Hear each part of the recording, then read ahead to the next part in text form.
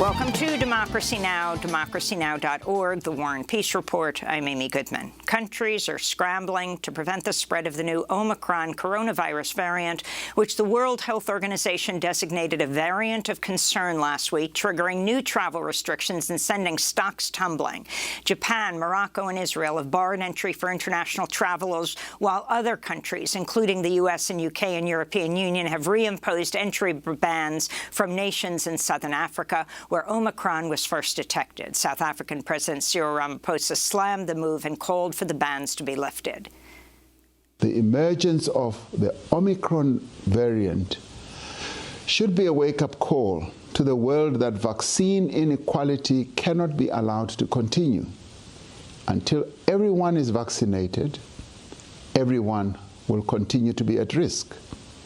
Instead of prohibiting travel, the rich countries of the world need to support the efforts of developing countries, economies that is, to access and to manufacture enough vaccine doses for their people without delay. Outside of South Africa, cases have been reported in Australia, Hong Kong, and a growing list of European nations. It's still unclear if the variant, which has about 50 mutations, causes more severe illness, is more transmissible, or can evade immunity proffered by vaccines.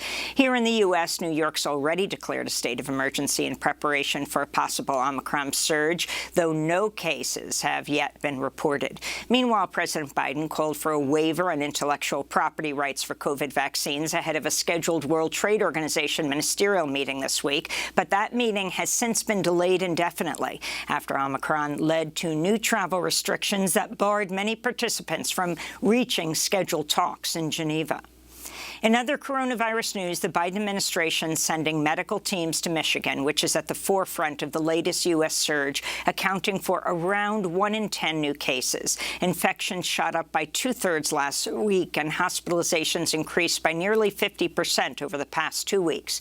Just 54% of Michigan residents are fully vaccinated, lower than the national average of 59%. Unvaccinated people represent the vast majority of deaths and severe cases.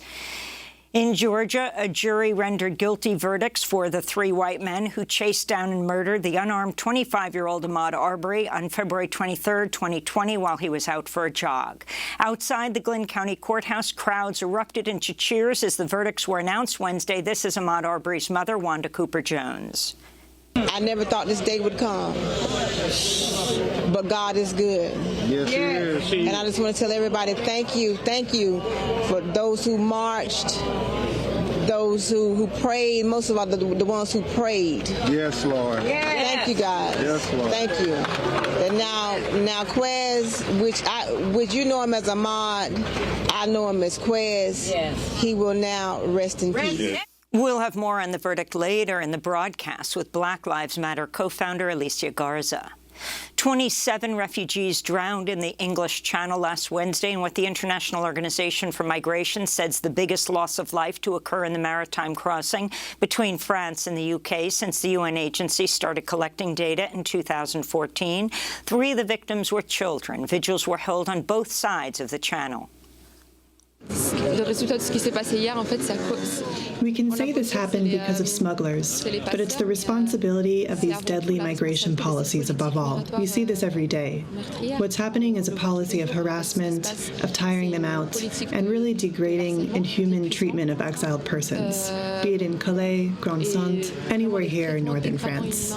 The tragedy sparked tensions between France and Britain, with the UK Home Secretary being shut out of a meeting among European officials about the humanitarian crisis. Prime Minister Boris Johnson said Britain should turn away any refugees that do arrive on British shores from the French port city of Calais.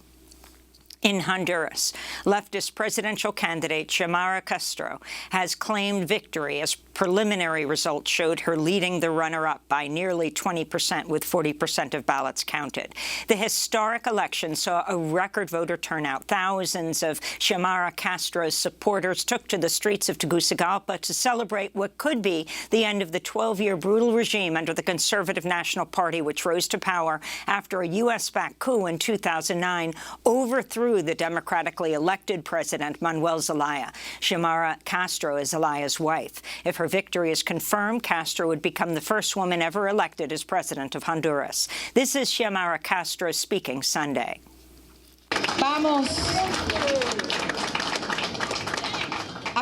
We are going to build a new era. Out with the death squads. Out with corruption.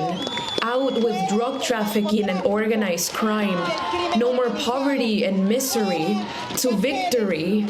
The people will always be united. Together, we are going to transform this country.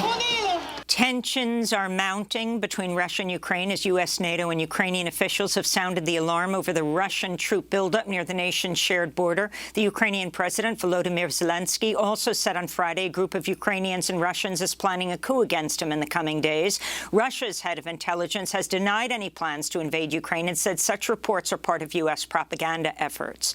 Meanwhile, residents in Ukraine's rebel-held east say the ongoing conflict between separatists and government forces is getting worse, and that shelling has intensified in recent days. We hear the shelling. We live in constant fear because it is impossible. You never know where it's going and where it will land. It's scary, and we've been living in this fear for many years now. It has been 8 years. In Ethiopia, state media is reporting government forces gained control of the town of Shifra in the Afar region, days after broadcasting video of Prime Minister Abiy Ahmed claiming victory from the front lines of the year-long conflict with northern Tigrayan forces. Al Jazeera is reporting dead bodies covered the streets of Shifra after the latest fighting. Thousands have been killed and millions displaced since the start of the conflict, which has led to a devastating humanitarian crisis as well as likely war crimes and crimes against humanity. In Nigeria, residents of the Niger Delta say another massive oil spill is poisoning their land and water and threatening their livelihoods. The latest spill began in southern Bayelsa State on November 1st after a high-pressure oil well ruptured, spewing noxious fumes into the air and sending yellow-brown clumps of waste into the nearby mangrove forests and surrounding river.